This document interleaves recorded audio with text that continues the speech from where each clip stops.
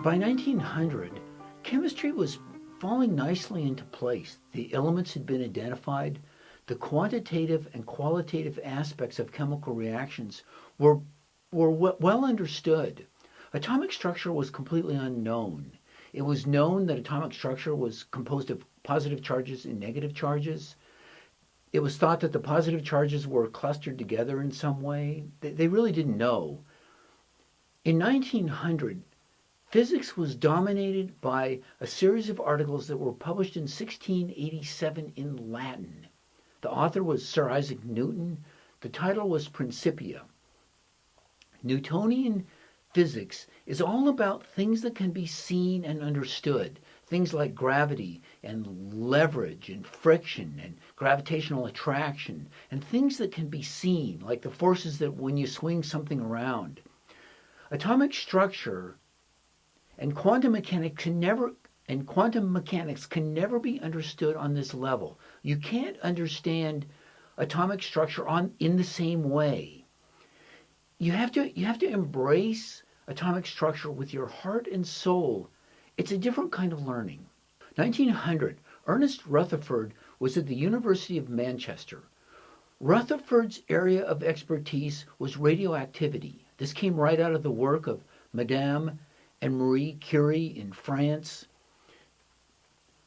Rutherford, his expertise was the alpha particle. The alpha particle is given off from the radioactive decay of uranium, radium, and polonium.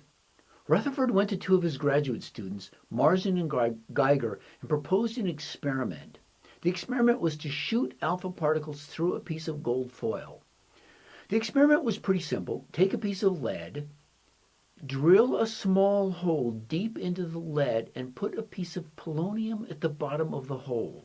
The result of this was a gun that shot alpha particles in a pretty specific way.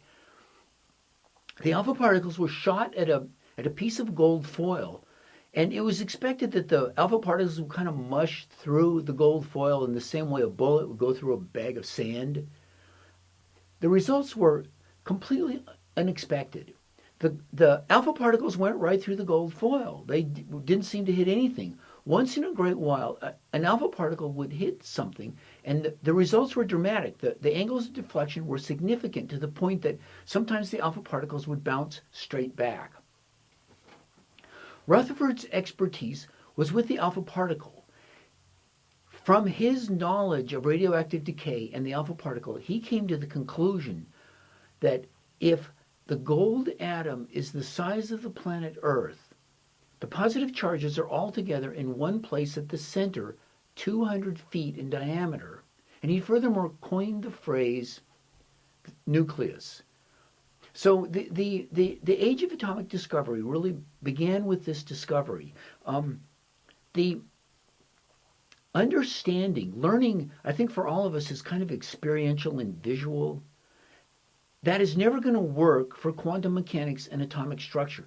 It's a different kind of learning. You need to embrace this with your heart and your soul. You need to wrap yourself around this. And maybe the weirdest thing about it is that you quickly come to love it. I was not a smart kid, but I was curious and I had an active mind. I think that children understand what energy is. Energy is like things falling and things moving, and like flames, like you're watching your mom cook breakfast, driving a car. Things falling and hitting the ground. Maybe noise would be in the category of energy. So you plug this thing into the wall, and the energy just goes right through the wires. I mean, was I the only 10-year-old in the world that thought that was weird? I mean, the wires don't even move.